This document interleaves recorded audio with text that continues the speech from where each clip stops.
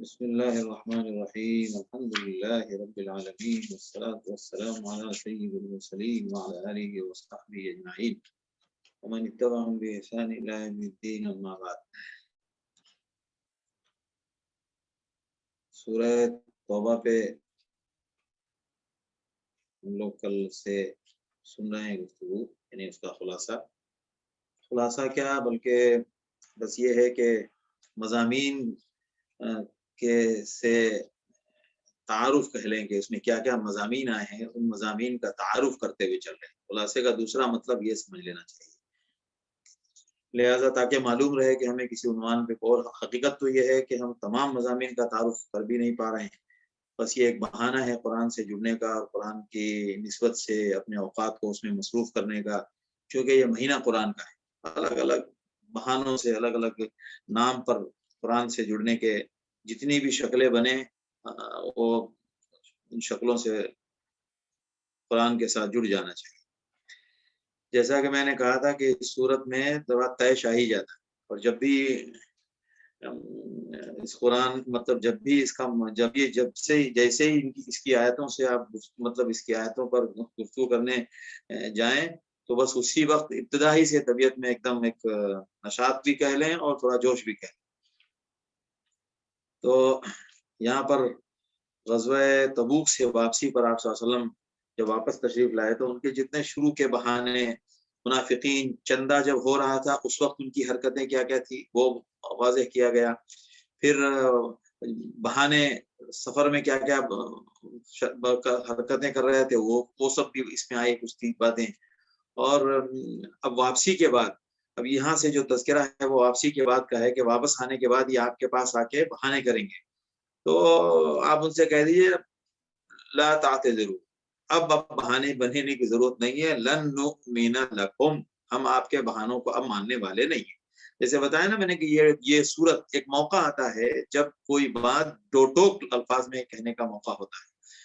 قرآن سے ہمیں یہی سب سیکھنا ہے، سیرت نبوی میں یہی سب باتیں ہیں کہ ہمیشہ ایک جیسا لہجہ نہیں رہتا ہے، مواقع کے اعتبار سے لہجہ اختیار کرنا پڑتا ہے۔ اب ہم چونکہ دور نبوی میں نہیں ہیں، دور نبوت عہد نبوت نہیں چل رہا ہے کہ اس میں 23 سالہ اسی ترتیب کو دہرانا پڑے گا کہ ہمیشہ مکی زندگی سے آپ شروع کریں، اور تو آپ شروع کہاں سے کریں گے؟ وہ تو زمانہ معلوم ہے کہ جاہلیت تھی اور پھر دین مکمل نہیں ہوا تھا، دین کا آغاز ہوا تھا، ابھی تو دین مکمل ہو چکا ہے، تو آپ شروعات کریں گے، ایسا نظام نہیں ہے، بلکہ ہمیں دیکھنا پڑے گا کہ ہم جس ملک اور جس ماحول اور جس علاقے میں رہ رہے ہیں وہاں ہم سیرت کے کس مرحلے کا ہم کو سامنا ہے۔ اگر کہیں ایسا اتفاق ہو کہ مکی ماحول ہے اور آپ کچھ کہنے کی حالت میں نہیں، آپ کی تعداد کم ہے، آپ اپنی بات کو پہنچانے کے لیے آپ کو بڑے مسائل ہیں اور آپ کے ماننے والوں کی تعداد بھی بہت کم ہے، تو آپ کو وہاں کچھ اس طرح کے ماحول کی گفتگو کرنی پڑے گی۔ دین مکمل ہو چکا ہے، ہم دین کی ترتیب کو ہم اپنے طور سے کا تجربہ نہیں کر رہے ہیں، لیکن جو موجود ہے ہمارے پاس مواد، تو ہر موقع کے لیے مواد ہے، تو کچھ مواقع ایسے بھی ہوتے ہیں جہاں پر آپ کو دو ٹوک لہجہ استعمال کرنا پڑے گا، لہذا جب یہ موقع آیا تو اب دو ٹوک لہجہ استعمال کیا گیا۔ ہم یہ کہہ سکتے ہیں اس وقت کہ تاریخ کا یہ دور ایسا چل رہا ہے کہ ہمارے مسلمانوں کو دو ٹوک الفاظ میں قرآن اور سنت کی روشنی میں دو ٹوک بات کرنی چاہیے۔ افسوس کی بات ہے کہ جو قرآن کی سب سے اولین مخاطب قوم تھی، آج انہی کے اندر دو ٹوک بات کرنے کی صلاحیت نہیں ہے، انہوں نے اپنی تمام حیثیت کو بالکل بے حیثیت کر دیا۔ حقیقت یہ ہے، یہ ایک تلخ حقیقت ہے، یہ بلا ضرورت کسی کی فضیلت کا قائل ہو جانا یہ انصاف کا تقاضا نہیں ہے، اور بلا ضرورت صرف مال و دنیا اور ظاہری رکھ رکھاؤ کی بنیاد پر کسی کی اچھائی کا دعویٰ کرنا اور اس کو تسلیم کر لینا یہ بھی انصاف کی بات نہیں ہے۔ انصاف یہ ہے کہ ہمارا کردار کیا ہے، اور ہم بحیثیت بندہ ہونے کے، بحیثیت ایک دین کے ماننے والے اور اس کی امت کا فرد ہونے کے، اور اللہ کے تقاضوں کی روشنی میں ہماری پوزیشن کیا ہے، اس پوزیشن کے مطابق ہماری کیا حیثیت ہے وہ حیثیت بولنا چاہیے۔ ہم اگر دنیا کے سامنے اپنے آپ کو فروخت کر چکے ہیں، اور ہم اپنے الفاظ بیچ چکے ہیں، اپنی ہمت کا ہم سودا کر چکے ہیں، اور ہم اپنی بے بسی کو ہم لوگوں کے سامنے اس کا اظہار کر چکے ہیں، ہم نے اپنی فوج، اپنے لشکر، اپنے ڈیفینس، اپنے ہتھیار اور اپنی تمام معلومات دوسروں کے حوالے کر رکھی ہے۔ افسوس کی بات ہے کہ اس قوم سے کیا خیر کی توقع کی جائے گی جہاں بڑے بڑے عہدوں پر، جن مسلمان فوجوں کے بڑے بڑے عہدوں پر ہمارے دشمن اس سے متعلق ہوں اور ان کے راز کو جانتے ہوں، اور انہی کے دشمن کے توسط سے ہمارے پاس چیزیں پہنچتی ہوں، اور اسباب جنگ ہم دشمنوں سے خریدتے ہوں، اور یہ ساری وہ چیزیں کبھی بھی خیر کی توقع نہیں کر سکتے آپ۔ اور اسی لیے کہا ہے قرآن نے، ان تتولوا یستبدل قوما غیرکم، اگر آپ سیدھے راستے سے نہیں چلیں گے تو آپ کی جگہ ہم پھر یہ کام دوسری قوم سے لیں گے۔ اور یہ سب بہت ساری باتیں اشاروں میں سمجھنا کافی ہے، اور یہ اللہ کی سنت ہے۔ اللہ کی کسی اپنے بندوں کی کسی قوم اور کسی ذات سے کوئی رشتہ داری نہیں ہے۔ اسی لیے دین کے مکمل ہونے کے بعد اللہ کے رسول صلی اللہ علیہ وسلم نے حجۃ الوداع میں جو سب سے بڑا اعلان کیا، جو بار بار کیا، لا فضل لعربی علی عجمی، بے شک میں عربی ہوں اور میں عرب میں بھیجا گیا، اور اس کی اپنی ایک شان ہے، لیکن فضیلت کا معیار عربیت اور عجمیت پر نہیں ہے، فضیلت کا معیار تقوی پر ہے۔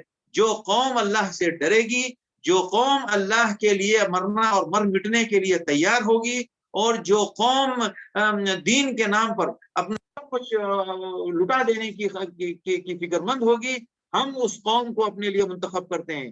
اور مکے کے اور مدینے کے لوگوں نے اپنے آپ کو پیش کیا، لہذا نتیجہ یہ ہوا کہ ہم نے ان کو منتخب کیا اور ہم نے ان کی پوری دنیا میں ان کو سربلند کیا۔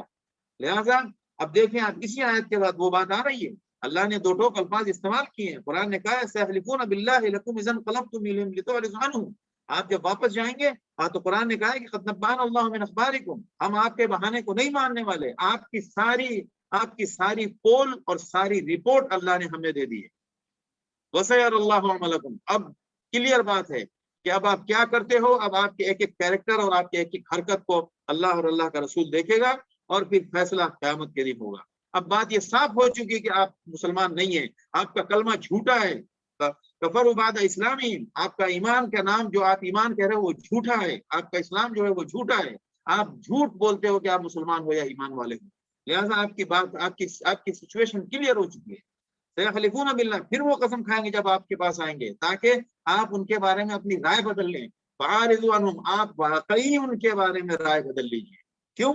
انہم رجس، اب یہ رائے قائم کیجئے کہ یہ لوگ گندگی ہیں اور ان کا ٹھکانہ جہنم ہے۔ آپ کو قسم کھائیں گے آپ کو راضی کرنے کے لیے۔ قرآن کہتا ہے منافقوں سے اگر تم خوش ہو گئے اور اپنے دشمنوں سے تم خوش ہو گئے، فإن اللہ لا يرضى عن القوم الفاسقین، تو یاد رکھو اللہ گمراہوں سے، کافروں سے کبھی بھی خوش نہیں ہونے والا۔ ہم اللہ اکبر واللہ العظیم ان آیتوں کو دیکھنے کے بعد کیسے پیش نہ آئے۔ آج ہماری مسلمان جماعت، آج ہماری امت کے افراد، آج ہماری امت کا معتبر حصہ کس کو راضی کرنے کے پیچھے لگا ہوا ہے، اور کس سے راضی ہے وہ؟ قرآن کہتا ہے کہ کس سے راضی ہونا ہے، آپ کو اس کی تمیز ہونی چاہیے کہ آپ کو کس سے راضی ہونا ہے۔ آپ کو اس سے راضی ہونا ہے جو اللہ اور اللہ کے رسول کے لیے مر مٹتا ہو، جو اللہ کی بندوں کی انسانیت اور دین کی فلاح و بہبود چاہتا ہو۔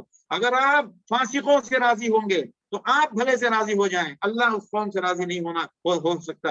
اور جس کے بارے میں اللہ یہ کہہ دے، ظاہر سی بات ہے، کیا کسی انسان کی یہ ہمت ہو سکتی ہے کہ وہ ان لوگوں سے راضی ہونے کی کوشش کرے جس سے اللہ ناراض ہے؟ اللہ اکبر۔ الاعراف، اس کے بعد پھر قرآن صاف لفظوں میں کہہ رہا ہے کہ اعراف کے اندر کفر و نفاق بہت بھرا ہوا ہے، اور ان کے اندر یہ حرکت ہے کہ وہ اللہ کے حدود کی بالکل پاسداری نہیں کرتے۔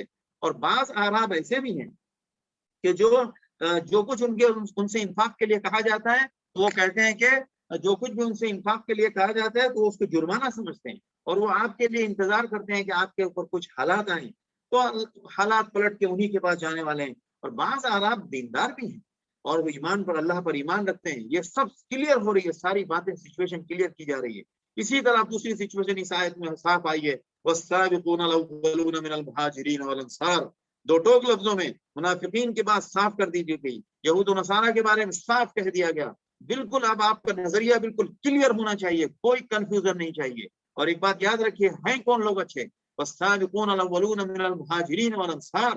اب تک ہم تو ایمان کی بات کر رہے تھے، لیکن ایمان کون لوگ لائے؟ ان کا نام لے کر قرآن نے ان کو فضیلت بخشی اور ان کا رتبہ بلند کیا کہ جو لوگ سابق اولین ہیں مہاجرین انصار میں سے، اور جو لوگ ان کے ساتھ ساتھ صحیح پیروی کرنے والے لوگ ہیں اللہ ان سے راضی ہوتا ہے، اللہ فاسقوں سے راضی نہیں ہوتا ہے۔ لا الہ الا اللہ، بہت غور کرنے والی آیات ہے۔ یہ صرف کسی جنگ کی واپسی کی داستان نہیں ہے، بلکہ یہ ایک اصول اور ایک ضابطہ بتایا گیا ہے رہتی دنیا تک کے لیے، قوموں ملت کے لیے ان کے اصول بتائے گئے ہیں کہ آپ کے ساتھ، قوموں کے ساتھ آپ کی محبت اور آپ کی نفرت اور دوست کا پیمانہ کیا ہونا چاہیے۔ اگر کوئی طاقت، کوئی ملک بہت طاقتور ہو گیا تو صرف اس بنیاد پر کہ وہ طاقتور ہے آپ اس کے سامنے اپنے گھٹنے نہ ٹیکیں، آپ اس کے سامنے، آپ کے اصول و ضوابط ہونے چاہیے، آپ اپنے اصول و ضوابط کی بنیاد پر، اگر وہاں آپ کے اصول و ضوابط نہیں ٹکرا رہے ہیں تو ہم انسانیت سے بلا ضرورت آپ کو ٹکرانے کی دعوت نہیں دے رہے ہیں، لیکن جہاں اصول و ضوابط کی بے حرمتی ہو، ناقدری ہو، وہاں پر آپ کو اللہ اور اللہ کے رسول کے سامنے دوسرے کی کسی کو حیثیت نہیں دینا ہے۔ یہ قرآن کہہ رہا ہے ایسے لوگوں سے اللہ راضی ہوتا ہے، رضی اللہ عنہم ورضوا عنہ وأعد لهم جنات تجری تحتها الأنهار خالدین فیہا ابدا ذلک الفوز العظیم۔ پھر یہاں پر منافقین کے بارے میں کہا گیا کہ آپ کے ارد گرد بہت سارے بدو بھی آپ منافق ہیں، مدینے میں بھی بہت سارے منافقین موجود ہیں جو نفاق کے اوپر ایک دم ڈٹے ہوئے ہیں، آپ کو نہیں پتا ہے کون کون ہے لیکن ہم جانتے ہیں، اور ہم ان کو دوہرا عذاب دیں گے، سنعذبهم مرتين، اور اس کے بعد پھر قیامت میں تو ان کے لیے عذاب ہے ہی۔ کچھ دوسرے لوگوں کی بات بیان کی گئی، چونکہ بات صاف ہے، صاف کی جا رہی ہے ایک دم۔ ابھی جو مرحلہ ہے، جو زمانہ ہے، وہ تمام حالات بالکل صاف ہونے کے، کیونکہ حکمت و مصلحت کی مدت گزر چکی، اب بات ایک دم دو ٹوک الفاظ میں صاف ہو رہی ہے۔ لہذا کچھ وہ لوگ بھی ہیں جو اپنے اعمال میں کمزور تھے لیکن اپنے اعمال کی کمزوری کا احساس بھی کرتے تھے، اللہ فرماتے ہیں اللہ ایسے لوگوں کو معاف کر دے گا، اور پھر فرمایا وَقُلْ اعْمَلُوا، اور پھر تو اب کرو جو تم کو کرنا ہے، کرتے رہو۔ اب یاد رکھو کہ اب تمہاری حرکتیں سب علی الاعلان صاف ہو کر کہیں گی، کی جائیں گی کہ یہ منافق ہے، بلکہ نامزد کیا جائے گا۔ یہی وجہ ہے کہ ایک مرتبہ خطبے میں اللہ کے رسول صلی اللہ علیہ وسلم نے باضابطہ نام لے کر کہا تم منافق کو نکل جاؤ مسجد سے، تم منافق کو، خطبے کے دوران باضابطہ اپنے اعلان کیا، ان پر نام لے کر کہا تم منافق ہو، تم منافق ہو، تم منافق ہو، اور حضرت حذیفہ کو ایک لسٹ بتائی ایک زمانے کے بعد اس موقع پر۔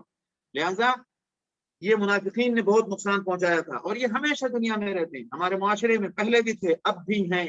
اللہ ہمیں محفوظ رکھے، اللہ ہمارے نظریے، ہمارے ایمان میں کسی قسم کا کوئی تردد اور کوئی کنفیوژن باقی نہ رکھے، ایک دم بات صاف ہونی چاہیے۔ اللہ اور اللہ کے رسول کے معاملے میں، دین کے معاملے میں، دین کے نظریات اور اس کی تفصیلات کے معاملے میں ہمارا موقف بالکل واضح ہونا چاہیے۔ اس کے بعد اس مسجد کا تذکرہ آیا، جس مسجد کے جو انہوں نے دھوکے کے نام پر مسجد بنائی تھی۔ یاد رکھیے بہت سارے معاہدے دھوکے کے نام پر ہوتے ہیں، بہت سارے شیلڈ، بہت سارے انعامات، بہت سارے ایوارڈ دھوکے کے نام پر دیے جاتے ہیں، اور مسلمانوں کے نام پر بہت سارے لیبل اور بہت سارے عنوانات مسلمانوں کو اگر اچھے دیے جاتے ہیں، اس کے پیچھے بھی فراڈ ہوتا ہے، اور وہ مسلمانوں کو لڑانے کے لیے آج پوری دنیا کی سیاست میں جو کچھ ہو رہا ہے وہ بالکل جو کچھ بھی ہو رہا ہے وہ بالکل غور کرنے کی بات ہے، اور اس کو سمجھنے کی ضرورت ہے، اور اس کے مطابق قرآن سے مدد لینے کی ضرورت ہے، اور قرآن سے رہنمائی حاصل کرنے کی ضرورت ہے۔ قرآن نے صاف کہا کہ یہ مسجد کا دھوکہ، یہ ظاہری رکھ رکھاؤ کے دھوکے پر آپ ہرگز نہ آئیں۔ کسی مسلمان کو، کسی بڑے شخصیت کو کوئی بڑا انعام دے دیا گیا، یہ کوئی اس پر آپ کو ناز نہیں کرنا چاہیے۔ بات یہ کرو کہ دین کے معاملے میں تمہارا رجحان کیا ہے، تمہارا نظریہ کیا ہے، قرآن و حدیث کے تعلق سے تمہاری سوچ کیا ہے، اس پر بات کرو، اس پر ہمارے ساتھ ڈٹے رہو، اور اس پر ہمارے ساتھ آ کے ملنا ہو تو ملو۔ اس کے خلاف اگر تم چلتے ہو تو پھر ہم اس کو تسلیم نہیں کر سکتے۔ لہذا وہ مسجد جلوا دی گئی، اللہ کے رسول کو حکم دیا گیا کہ وہ عمارت جو تقوی اور اللہ کی مرضی کے لیے ہو، کیا وہ بہتر ہے اس عمارت سے جس کا ٹھکانہ نہیں وہ کب گر جائے گی۔ فطری بات ہے، دنیا کی بڑی سے بڑی تعلیم گاہیں، بڑے سے بڑے خدمت کے مراکز، اور بڑی سے بڑی انسانیت کے نام پر بڑی بڑی عمارتیں اور بڑے بڑے شعبے اور بڑے بڑے ادارے، وہ سب کے سب خاک میں مل جائیں گے اگر اس کا مقصد اللہ سے ڈرنا اور اللہ کی رضا نہ ہو۔ اگر سیاست کے نام پر ایک ملک دوسرے ملک کی مدد کر رہا ہے، یہ سیاسی آنکھ مچولی ہے، یہ انسانیت کی ہمدردی نہیں ہے۔ انسانیت کی ہمدردی کی بنیاد یہ ہے کہ اس میں کوئی مقصد اور کوئی مفاد حاصل نہ ہو۔ آج بڑے ملکوں کو تو امداد اور تعاون بھیجا جاتا ہے، اور چھوٹے ملک اور غریب ملک جو محتاج اور ضرورت مند ہیں، چونکہ ان سے ہمارے مفاد اور ہماری سیاسی ضرورت اور مجبوری وابستہ نہیں ہے، لہذا ہمیں وہاں کا کوئی غم خوف نہیں ہوتا ہے۔ اللہ حفاظت فرمائے، اللہ یہ سب کچھ دیکھ رہا ہے، اسی امتحان کے لیے تو اللہ نے یہ دنیا بنائی۔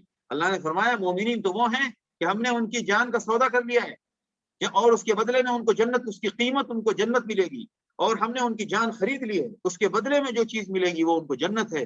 اب وہ نہیں ڈرتے، وَيُقَاتِلُونَ فِي سَبِيلِ اللَّهِ وَيَقْتُلُونَ وَيُقْتَلُونَ، وہ لوگوں کو بھی قتل کرتے ہیں اور خود بھی مارے جاتے ہیں۔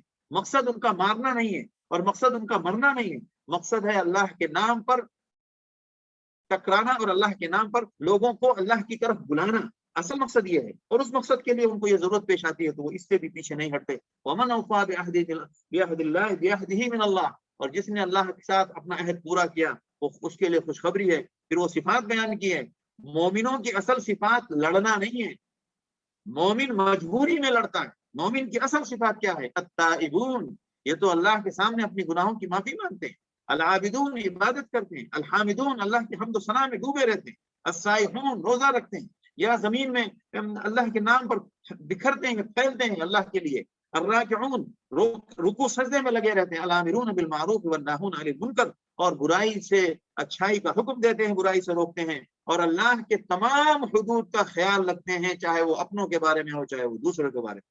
یہ ہے ان کی صفات، وبشر المؤمنین، اصل مومنوں کی صفات یہ ہے۔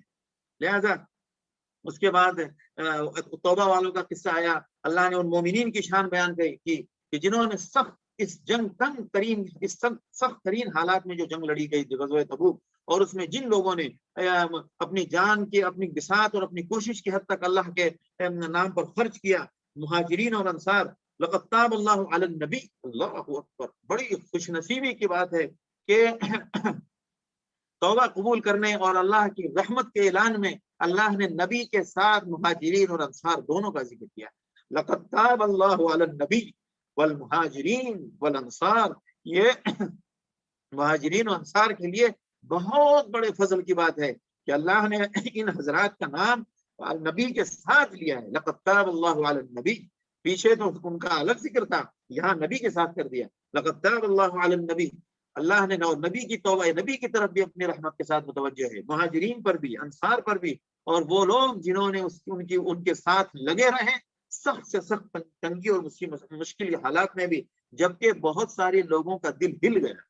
اور پھر ان 3 لوگوں کی توبہ کا ذکر ہے جس کی وجہ سے سورت کا نام توبہ، سورہ توبہ ہے، جو دل سے اللہ کے رسول کے شہدائی تھے، لیکن بس ایک لمحے کے لیے کچھ ٹال مٹول میں وہ غزوہ تبوک کی شرکت سے محروم رہ گئے، اور اس کا ان کو شدت سے احساس ہوا، اور اس احساس کو انہوں نے 50 دن کی مدت میں ظاہر کر کے بھی دکھایا۔ لہذا اللہ نے پھر یہ بڑا جذباتی قصہ ہے، اور بخاری میں حضرت کعب بن مالک اور ہلال بن امیہ اور مرارہ بن ربیع، یہ 3 صحابہ تھے، اور حضرت کعب بن مالک کی خود اپنی زبانی جو روایت ہے، واقعی اس کو پڑھیں گے تو آپ کو صدر میں آپ جذباتی ہو جائیں گے۔ لہٰذا اس کے بعد قرآن کہہ رہا ہے، یا ایھا الذین آمنوا اتقوا اللہ، اے ایمان والو خلاصہ سنو، اللہ سے ڈرو، اور وکونوا مع الصادقین، سچوں کے ساتھ رہو۔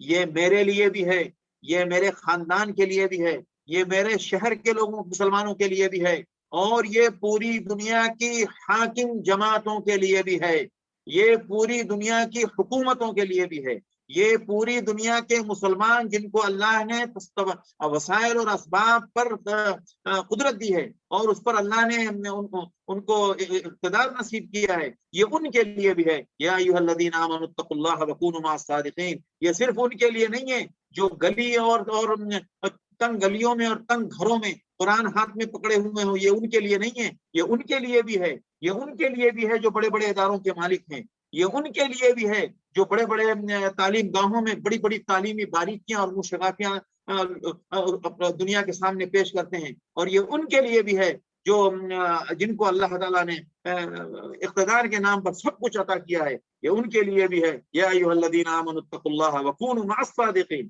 سچوں کے ساتھ رہو، جھوٹوں کے ساتھ نہیں، وہ جو تمہاری سیاست کے ساتھ کھیلتے ہیں ان کے ساتھ نہیں، وہ جو تم کو گمراہ کرنے کی کوشش کرتے ہیں، جو تمہارے نوجوانوں کو بگاڑنے کی کوشش کرتے ہیں، جو تعلیم کے نام پر، تجارت کے نام پر تمہاری تہذیب و ثقافت پر دھاوا بولتے ہیں، یہ ان کے لیے نہیں ہے۔ جو تمہارے مال کو نوچ نوچ کر کھانے کے لیے طرح طرح کے راستے نکالتے ہیں، یہ ان کے لیے نہیں ہے۔ ان کے ساتھ مت ہو جاؤ، ان کے ساتھ مت ہو جاؤ جو یہ سب حرکتیں کرتے ہیں۔ جو تمہارے مال کو نوچ کے کھانا چاہ رہے ہیں، جو تہذیب و ثقافت کے نام پر تمہارے نوجوانوں کو، تمہاری خواتین کو گمراہ اور برباد کرنا چاہ رہے ہیں، یہ ان کے ساتھ ہرگز مت ہو جاؤ۔ کس کے ساتھ ہو جاؤ؟ مومنوں کے ساتھ اور سچوں کے ساتھ، جو سچ بولتے ہیں اور ایماندار۔ آج پوری دنیا کے آج کی سیاست میں ہے کیا؟ ہر ایک مسلمان کو دوسرے مسلمان سے کاٹنے کی کوشش کی جا رہی ہے، اور یہ بیچارہ مسلمان اس حقیقت کو سمجھنے کی کوشش نہیں کر رہا ہے۔ جس دن وہ یہ حقیقت سمجھ جائے گا، پوری دنیا کی سیاست کا رخ پلٹ جائے گا۔ انسانیت جس چیز کے لیے، جس چیز کی تلاش میں اس نے تعلیم کا سہارا لیا، جس راحت اور سکون کی تلاش میں اس نے تجارت کا سہارا لیا، جس راحت اور سکون کی تلاش میں اس میں دنیا کی جھوٹے لوگوں، بڑے بڑے جھوٹوں کے اور بڑے بڑے سرماؤں اور بڑے بڑے سرداروں کے جھوٹے دعووں کے پیچھے لگ گئے، انہوں نے جس مقصد کے لیے انہوں نے یہ سب کچھ آزمایا، وہ سارا مقصد اور ان کے سارے عزائم اور ساری تمنائیں ان کی اس دن پوری ہوگی جس دن یہ سارا نظام اور یہ سارا سیاست کا رخ اس معاملے میں ہو جائے گا۔ یا ایھا الذین آمنوا اتقوا اللہ وکونوا مع الصادقین۔ اللہ نے آگے فرمایا کہ اہل مدینہ اور دوسرے لوگ جتنے بھی انہوں نے محنت کی ہے، یہ اللہ کے نام پر جتنی کوششیں کی انہوں نے انسانیت کے لیے، ان کی ایک ایک بات پر ہم اجر دیں گے۔ ان کے وادیوں پر بھٹکنا، ان کا پیاسا رہنا اور ان کا قدم بقدم چلنا، ہر ایک بات پر یہ مناسب ہی نہیں ہے کہ ان کو انعام اور اجر نہ دیا جائے۔ ولا يرقوا ذلك بانهم لا يصيبهم ظمأ ولا نصب ولا مخمصة في سبيل الله ولا يطعون موطئ يغيظ الكفار ولا يلانون منه الا كتب لهم به عمل صالح۔ ان کی ایک ایک کوشش اور ان کی ایک ایک محنت اور ان کی ایک ایک نقل و حرکت کے اوپر ہم اجر دیں گے، اور چھوٹا یا بڑا جو کچھ بھی انہوں نے خرچ کیا سب پر اجر دیں گے۔ اس کے بعد کہا گیا کہ جس طرح پوری دنیا میں اب سیاست کے نظام کو انسانیت کے فلاح و بہبود کے لیے آپ کرنے کی فکر کرنا ہے، وہیں پر ایک قوم ایسی بھی ہونی چاہیے جو اللہ کے حکام اور تقوی اور خشیت کے نام پر دین حاصل، علم حاصل کریں، اور اس علم کے ذریعے جب یہ لوگ پلٹ کے واپس آئیں تو ان کو اس ناحیے سے بھی تربیت کریں۔ پھر آگے آیت ہے قاتل الذین یلونکم من الکفار ولیجدوا فیکم غلظہ، یہ 23 سال کے بعد کی آیت ہے، جب کافروں نے ہر طریقے سے مسلمانوں کو مٹانے کا جب پورا زور استعمال کر لیا، اور کوئی دھوکے کی، جھوٹ کی، بے ایمانی کی، خیانت کی، شر کی، فساد کی کوئی شکل باقی نہیں چھوڑی، تب قرآن میں یہ آیت آئی ہے۔ یہ آیت آپ صلی اللہ علیہ وسلم حرا سے اترے تھے تو پہلے دن نہیں آئی، یہ آیت 13 سال مکے میں دعوت کے مرحلے میں نہیں آئی، یہ مدینے میں جب آپ صلی اللہ علیہ وسلم تشریف لائے تو بھی ابتدا میں آیتیں نہیں اتری، یہ آیتیں تب اتری ہیں جب لگاتار کفار، یہود، نصارہ، اہل کتاب، منافقین سب مل کر غیر انسانی حرکتیں کر رہے تھے، اخلاق و آداب کے خلاف جو حرکتیں کر رہے تھے، اور جس سے نہ ان کا فائدہ تھا نہ دوسروں کا فائدہ تھا، جب یہ سب کچھ کرنے لگے تب یہ حکم آیا ہے۔ مسلمان کسی کو مارنے کے لیے نہیں آیا تھا، مسلمان ایک اچھی بات سمجھانے آیا تھا، اور کون سی بات؟ بحیثیت قوم جینے کی ہم کو اجازت نہیں ہے، ہم کو اس دنیا میں جینے کا حکم ایک شکل پر ہے کہ اللہ کے بندے بن کر رہو۔ یا ایھا الناس اعبدوا ربکم الذی خلقکم والذین من قبلکم، اس محکوم کو سمجھانے کے لیے جس میں ان کا فائدہ تھا، جس میں ان کی آخرت بننی تھی، جس میں وہ جہنم سے بچنے والے تھے، جس میں وہ انصاف کا ماحول جس میں عام ہونے والا تھا، جس میں عورت کو عورت کا حق ملنے والا تھا، جس میں چھوٹے کو چھوٹے کا، بڑے کو بڑے کا حق ملنے والا تھا، یہ سب تعلیم تھی اسلام کی، جو ان سب کو نہیں مانا ہے، اور ان سب کے سمجھنے میں جب انہوں نے بلکہ اس کو مٹانے کی کوشش کی ہے تو ان کو سمجھایا گیا، بتایا گیا، ظلم برداشت کر کے کیا گیا، اور اس کے بعد بھی جب نہیں سمجھے، ظاہر سی بات ہے یہ اللہ کی زمین ہے، اللہ اپنی زمین پہ اللہ کچھ حکم دینے، اللہ ہی ہر حکم دینے کا حق رکھتا ہے، دوسرے کسی کا نہیں۔ یہ اس پس منظر میں ان آیات کو سمجھنا چاہیے۔ اس کے بعد قرآن نے کہا ہے کہ جب اللہ کی آیتیں اترتی ہے تو اہل ایمان کا ایمان بڑھتا ہے، اور کافروں کا ایمان اور کفر ان کا کفر بڑھتا ہے۔ کیوں؟ پہلے ہی انکار کر رہے تھے، اب ایک آیت اور اتری تو اس آیت کا بھی انکار کر دیا تو ایک پوائنٹ اور بڑھ گیا کفر کا۔ لہذا جب اہل کفر کا حال یہی ہوتا ہے، اور قرآن نے کہا ہے لقد جاءکم رسول من انفسکم، یہ رسول کیوں آیا ہے؟ عزیز علیہ ما عنتم، اب دیکھیں ایک دم صاف مفہوم میں کتنے اس کے باوجود بھی کتنی سادگی سے اور کتنا محبت کے ساتھ سمجھایا جا رہا ہے، تمہارے میں سے ہی رسول آیا ہے، کہیں باہر سے تو نہیں آیا نا۔ لقد جاءکم رسول من انفسکم عزیز علیہ ما عنتم، اس تمہاری پریشانی اور تمہاری مشقتیں اس کو گراں گزرتی ہیں، وہ تم کو پریشان دیکھنا نہیں چاہتا ہے، نہ دنیا میں نہ آخرت میں، اس کا حال ایسا ہے۔ وہ نبی تم کو دنیا و آخرت کی بھلائی کی دلانے کے لیے آیا ہے، تم کس غلط فہمی میں مبتلا ہو؟ وہ تم سے تمہاری دولت لینے نہیں آیا، وہ تم سے تمہارے اقتدار چھیننے نہیں آیا، وہ تم سے اپنی ہوس کو پورا کرنے کے لیے تم کو استعمال کرنے نہیں آیا۔ حریص علیکم، اس کو ہر وقت تمہاری فکر رہتی ہے، بالمؤمنین رؤوف الرحیم، بڑا نرم دل ہے، بڑی رحمت بھری ہوئی ہے اس کے دل میں، وہ تمہارے لیے اتنا نرم دل ہے۔ فَإِن تَوَلَّوْا، اگر اتنا کچھ کی بات بھی نہیں مانتے تو اے محمد آپ کہہ دیجیے حسبی اللہ، اللہ ہی کافی ہے، لا الہ الا ہوا، وہی ذات اللہ کی ہے جس کے اوپر ہم نے بھروسہ کیا اور اسی پر ہم نے بھروسہ کیا، اور وہی رب العرش العظیم ہے۔ اس کے بعد یہ سورہ یونس ہے، اور اس صورت میں سمجھانے کا اور دعوتی اسلوب اور دعوتی مضامین زیادہ ہیں، سمجھانے کے مضامین ہیں، یعنی کافروں کو سمجھایا جا رہا ہے، چونکہ یہ مکی صورت ہے اس میں مستقل سمجھانے کا اور عقلی دلائل اس میں زیادہ ہے۔ عقلی دلائل اس کو کہتے ہیں کہ ارد گرد میں جو ہمارے چیزیں پھیلی ہوئی ہیں، مثال کے طور پر زمین، سورج، چاند، اور ہماری اپنی زندگی کے حالات، اور جیسے مثال کے طور پر اس میں شروع میں یہ سمجھایا گیا کہ اللہ، تم کیسے اس کو جادو کہتے ہو، جو چیز سمجھا رہے ہو، دیکھو اللہ نے زمین و آسمان پیدا کیا، اور قیامت کے دن کوئی کسی کے کام نہیں آئے گا، اور وہی ذات ہے جس نے سورج چاند کو بنایا، اس کی روشنی سے تم فائدہ اٹھاتے ہو، اور ہر ایک کو ایک مکمل نظام اور ضابطے کے ساتھ رکھا ہے، کوئی اپنی جگہ سے آگے پیچھے نہیں ہوتا۔ اسی طرح دن رات کا نظام اللہ نے چلایا، یہ سب تم غور کرو، ان سب پہ غور کرو کہ آخر یہ کیا نظام ہے، کون سنبھالتا ہے اس کو۔ لہذا تم جس کی پوجا، جس کی عبادت کر رہے ہو، جس کو تم نے معبود بنا رکھا ہے، وہ کبھی زندہ تھے، اب ان کا اپنا روح والا جسم نہیں ہے، اب وہ ایک مادے والا جسم ہے، ایک جامد جسم ہے جس کے اندر کچھ نہیں، اس کو جب تم چاہے تو کھڑا کر دو، جب تم چاہے گرا دو، وہ تو تمہارا محتاج ہے، تم اس کی عبادت کیسے کرتے ہو، اور یہ نظام کیسے چلائیں، وہ تو مر گئے، تو یہ دنیا کا نظام کیسے چل رہا ہے۔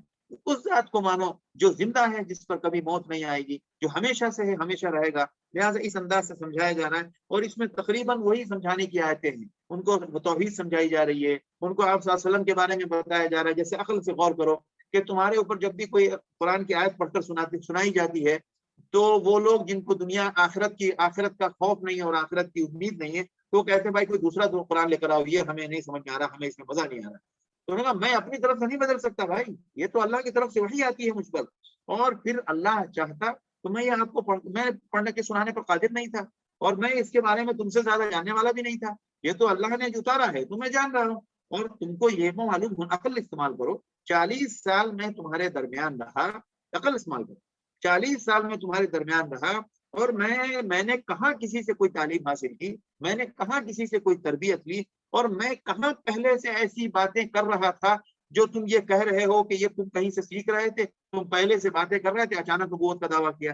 میں نے نبوت کے سے پہلے میری کوئی ریکارڈ تم پیش نہیں کر سکتے، لہذا جو کچھ ہے یہ صاف دلیل ہے کہ میں نبی ہوں، اور مجھے اللہ نے وحی کرتا ہے مجھ پر، اور اس سے جھوٹا کون ہوگا جو اللہ کے اوپر جھوٹ باندھے۔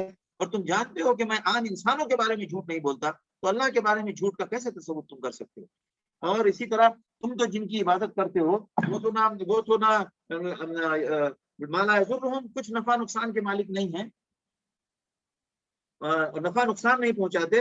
اور قل اتنبئون اللہ، کیا تم اللہ کو بتانا چاہ رہے ہو ایسی باتیں جو زمین و آسمان کی باتیں نہیں جانتا، ولا یعلم فی السماوات ولا فی الارض، اللہ کو بتا رہے ہو کیا؟ یعنی ایسا لگ رہا ہے جیسے معبودوں کے بارے میں تم اللہ کو تعارف کرانا چاہ رہے ہو۔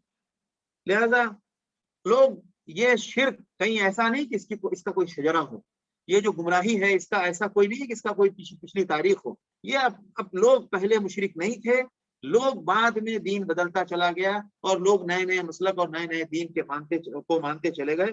لہذا یہ کوئی نیا مطلب یہ کہ شرک کی کوئی اصلی بنیاد اور تاریخ ہو، ہرگز نہیں۔ اصل تاریخ کس کے حق کی، وہ کیا تاریخ ہے؟ اللہ نے حضرت آدم علیہ السلام کو پیدا کیا، اور آدم علیہ السلام کو اللہ نے نبوت عطا فرمائی، اور آدم علیہ السلام اللہ کے سچے نبی تھے، لہذا اصل تاریخ حق کی ہے، اصل تاریخ نبوت کی ہے، اصل تاریخ ایمان کی ہے۔ اور کفر تو بعد میں لوگوں نے اپنی طرف سے شیطان کے بہکاوے میں آ کے اس کے شکار ہوتے چلے گئے۔ پھر وہ یاد دلایا جا رہا ہے کہ تم اللہ کی جب نعمت ملتی ہے تم کو، تو پریشان ہونے کے بعد جب انسان کو خوشحالی آتی ہے، تو انسان جب خوش ہو جاتا ہے تو بس وہ اللہ کی نشانیوں میں طرح طرح کی باتیں کرنے لگتا ہے۔ جب حالات بہت اچھے ہوتے ہیں نا، تو یہ عموماً انسانیت کا ریکارڈ ہے دنیا کا، کہ جب حالات بہت بہتر ہوتے ہیں تو لاجک بہت ڈھونڈنے لگتے ہیں۔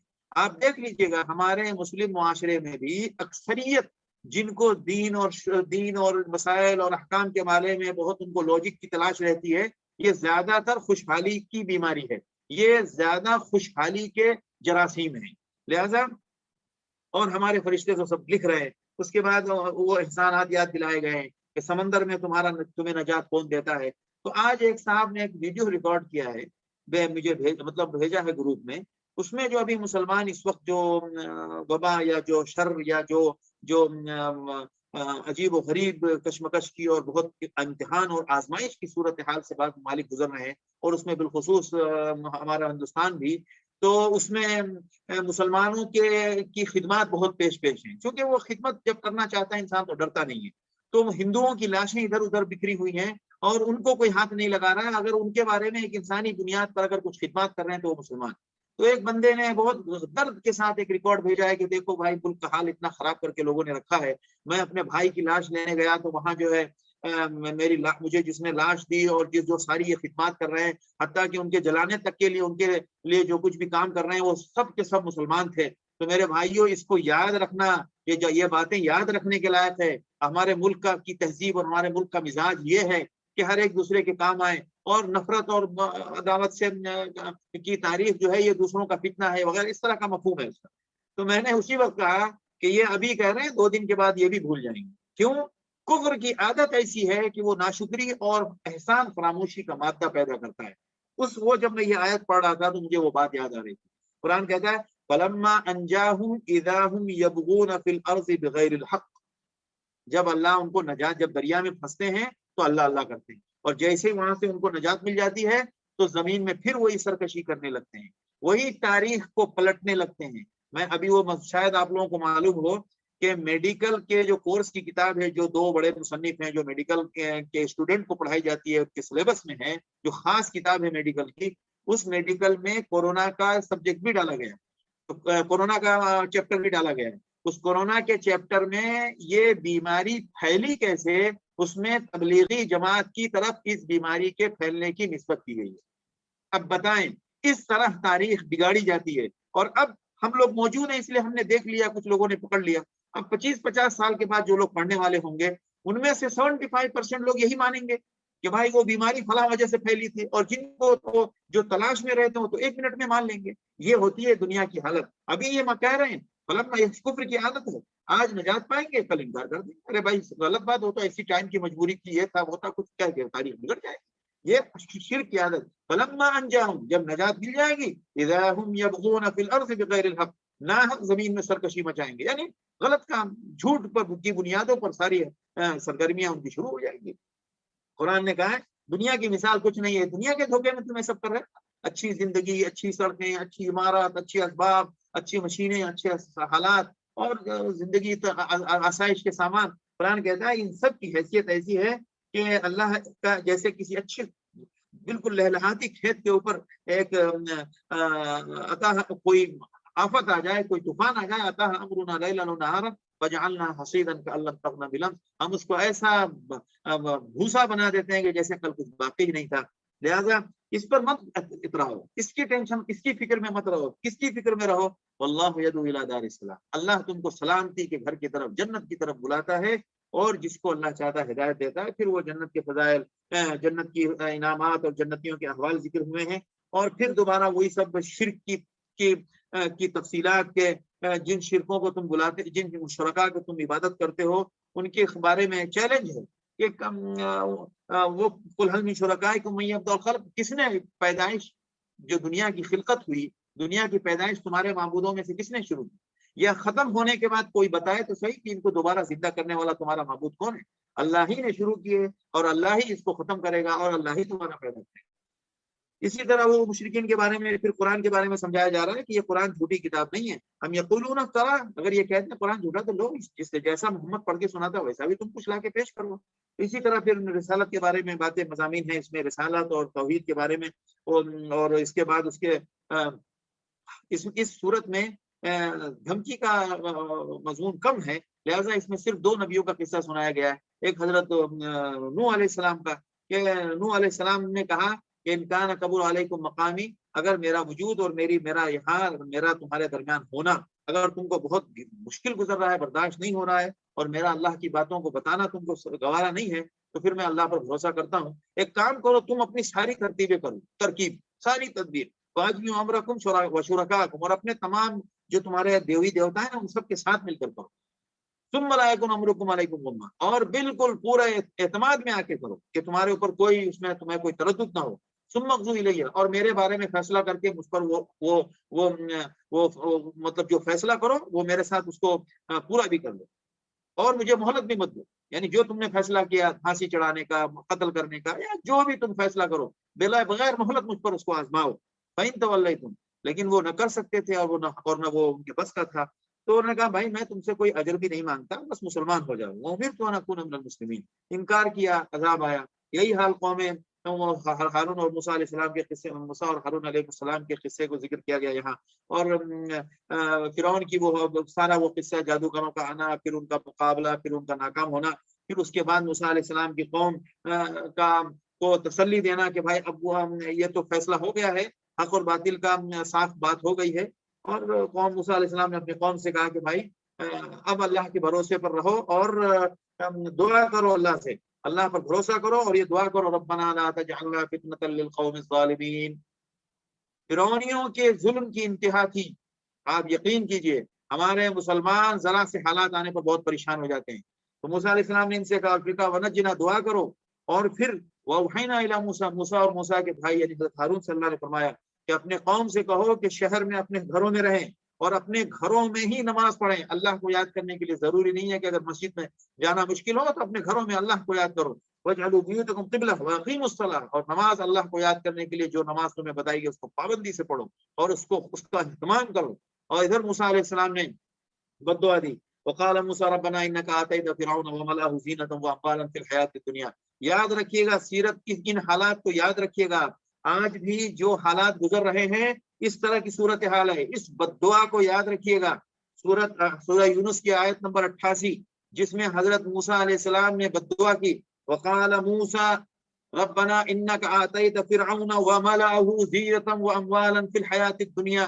دنیا میں کچھ افراد اور کچھ کارپوریٹ مطلب ونگ جو ہے وہ اس کے پاس مال و دولت بہت ہے اور وہ اس سے پوری دنیا میں شر پھیلانا چاہتا ہے. تو قرآن موسیٰ علیہ السلام نے بد دعا کی. بے شک اس وقت بھی دنیا میں ہمیشہ کچھ لوگ ایسے ہیں جو ظالم کے خلاف ان کی بد دعائیں سن لی جاتی ہیں. ربنا انک آتیت فرعون وملأه، اے اللہ تو نے فرعون اور فرعون کے گروپ اور اس کی جماعت اور اس کی ٹیم کو زینت دی ہے، بڑے خوبصورت گھر اور دنیا کے تعلق سے بڑی خوبصورتی والی ان کے محلے خوبصورت، ان کی تعمیرات خوبصورت اور ان کے پاس دوسری ساری چیزیں نظر کو بھانے والی، یہ سب تو نے ان کو دیا ہے. زینت و اموالا، اور مال کی بھرمار ہے ان کے پاس.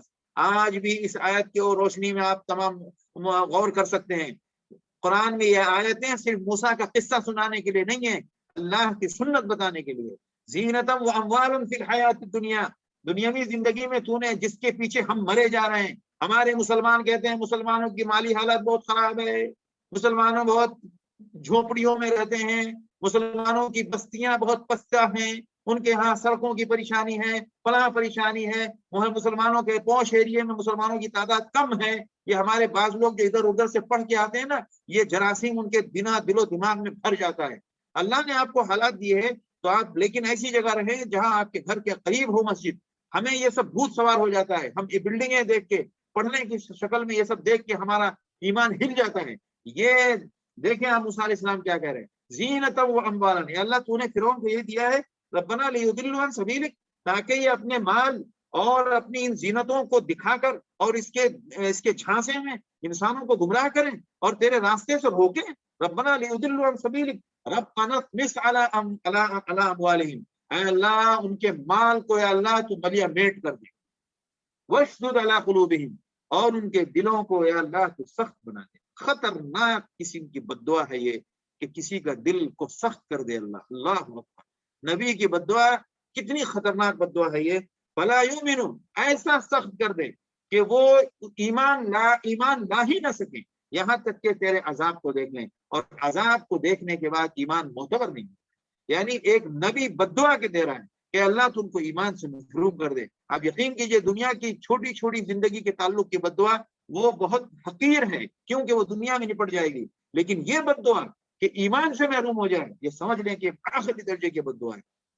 اب آپ یہ نہ سمجھیں کہ اس بددعا پر موسیٰ علیہ السلام کے لیے کوئی بات آئی یا تنبیہ کے کوئی کلمات آئے، نہیں، قرآن نے فوراً کہا قد اجیبت، بالکل آپ کی اس بددعا کے یہ مستحق ہو گئے ہیں اور ہم آپ کی بددعا کو قبول کرتے ہیں. قد اجیبت دعوتکم فاستقیما، بس آپ جس پر آئے ہیں آپ اپنے آپ کو اپنی جگہ پہ ثابت قدم رکھیے.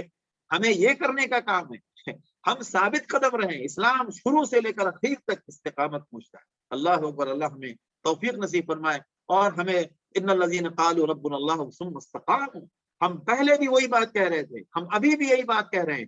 ہم اگر زبان سے بولنے پر قادر نہ ہوں تو ہمارے دل کا ایک ایک ریشہ بھی وہی بات بولے. ہم اپنی جگہ پر سے ہلنے والے نہیں ہیں. ہو سکتا ہے ہم ٹکرا نہ سکے، ہم کسی کو قائل نہ کر سکے اور ہم دنیا کے اندر انقلاب نہ لا سکے، لیکن استقامت پھر بھی ہو سکتی ہے. وہ کیسے؟ کہ جس چیز کو ہم نے حق مانا ہے وہ ہم مرتے دم تک اس کو حق مانیں گے، اسی کو بولیں گے، اسی کی روشنی میں سمجھائیں گے اور ساری دنیا کی حقیقتوں کو اسی کی روشنی میں سمجھنے کی کوشش کریں گے. یہ ہوتی ہے استقامت. وَلَا تَتَّبِعَنِ سَبِيلَ الَّذِينَ لَا يَعْلَمُونَ، اور ان لوگوں کے طریقے کو مت اختیار کرنا جن کے پاس کچھ علم ہی نہیں، جو ایمان کی حقیقت کو سمجھنے سے قاصر ہیں، جو آخرت کے تصور کو ہضم نہیں کر پا رہے ہیں، جو اللہ کی دنیا میں رہ کر خود اپنے وجود کو دیکھنے کے باوجود وہ اللہ کو پہچان نہیں پا رہے ہیں. ایسے نادانوں اور ایسے جاہلوں کے راستے اور ان کے طریقے کو مت اختیار کرنا. واللہ العظیم قرآن کی ایک ایک آیت پر افسوس ہوتا ہے. ہماری حکومتوں کو کیا ہو گیا ہے؟ جن کو اللہ نے اسباب و وسائل دیے ان کے دل پر کون سا پردہ پڑ گیا ہے؟ کیوں وہ ان لوگوں کو اپنا نمونہ بنا رہے ہیں؟ کیوں وہ ان لوگوں کو اپنا آئیڈیل اور ماڈل سمجھ رہے ہیں جو صرف دنیا کی عیش و عشرت، جو صرف غفلت، جو صرف شیطان کی دوستی اور جو صرف اللہ کی دشمنی کی بنیاد پر کھڑی ہے. اللہ حفاظت فرمائے. وَلَا تَتَّبِعَنِ سَبِيلَ الَّذِينَ لَا يَعْلَمُونَ. موسیٰ کبھی بھی اس ایسے راستوں پر چلنے والا نہیں تھا. موسیٰ نبی تھا، موسیٰ معصوم تھا علیہ الصلوات والتسلیمات. اس کے باوجود یہ کہا جا رہا ہے، یہ موسیٰ کو نہیں کہا جا رہا ہے، یہ مجھے کہا جا رہا ہے. یہ میں جن ملکوں جن دنیا میں رہ رہا ہوں اس دنیا کے حاکموں کو کہا جا رہا ہے اور ہمارے چھوٹے اور بڑوں سب کو کہا جا رہا ہے کہ یاد رکھو استقامت چاہیے اور جاہلوں کا طریقہ اختیار مت کرو، ان کی تہذیب پر لوٹے مت جاؤ. یہ غور کرنے کی بات ہے. ہم اپنا سب کچھ بگاڑ کے ہم چاہتے ہیں اللہ کے لیے ہاتھ اٹھائیں اور اللہ کے سامنے ہاتھ اٹھائیں اور دنیا تہس نہس ہو جائے. ہم اس میں بھی اپنے نفس کے شکار ہیں. بہرحال وہ بددعا قبول ہوئی اور وہ ہلاک ہوا. ہلاک ہوتے وقت جب ہلاک ہو رہا ہے تو دیکھیے وہی بددعا کہ ایمان لا رہا ہے کب؟ جب عذاب آ چکا. عذاب کے بعد ایمان کا اعتبار نہیں ہوتا. تو کہہ رہا لا الہ الا الذی، بھائی میں ایمان لاتا ہوں واقعی کوئی معبود نہیں ہے سوائے اس کے جس پر بنو اسرائیل ایمان لائے. ابھی بھی دیکھیں اس کی اکڑ ختم نہیں ہوئی ہے. بنو اسرائیل کے جادوگر کہہ رہے ہیں قالوا آمنا برب ہارون و موسیٰ. رب ہارون کا بھی وہی ہے، موسیٰ کا بھی وہی ہے. رب فرعون کا بھی وہی ہے، حامان کا بھی وہی ہے. رب بنی اسرائیل کا بھی وہی ہے اور رب پوری کائنات کا بھی وہی ہے. پہاڑ بحر و بر سب کا رب وہی ہے. لیکن اکڑ دیکھیں کہ موسیٰ کو اپنا دشمن سمجھتا ہے. تو موسیٰ کو دشمن سمجھ کے تو بنی اسرائیل کے رب پر ایمان کرا کیسے معتبر ہوگا؟ اس وقت بھی اکڑ دکھا رہا ہے. کیوں کہنا اس کو تھا رب ہارون و موسیٰ، لیکن خیر اب تو وہ رب ہارون و موسیٰ کہتا تو بھی نہیں چلتا. لیکن کہہ رہا ہوں کہ جاتے جاتے بھی دیکھیے ہلاک ہوتے ہوتے بھی اس کے دماغ کی اکڑ ختم نہیں ہوئی. جیسا کہ پھر ابو جہل کے بارے میں آتا ہے کہ جب جنگ بدر میں وہ مر رہا تھا اور جب اس کی آخری سانس چل رہی تھی تو جب اس کو چھڑی سے حضرت کچھ نوجوان بچے اور حضرت عبداللہ بن مسعود وہاں گئے تو اس نے جب ان کو دیکھا تو آخری سانس لیتا اس وقت بھی اکڑ کی بات کر رہا ہے. کیا تم مجھے دیکھ رہے ہو اور مجھے میں مر رہا ہوں تو مر رہا ہوں. کوئی ایک انسانی کو تم نے مارا ہے، کوئی بہت بڑا کمال نہیں کر لیا. وَهَلْ فَوْقَ رَجُلٍ قَتَلْتُمُوهُ، کیا کر لیا تم نے؟ ایک آدمی کوئی تمہارا ہے. اللہ. بہرحال تو یہ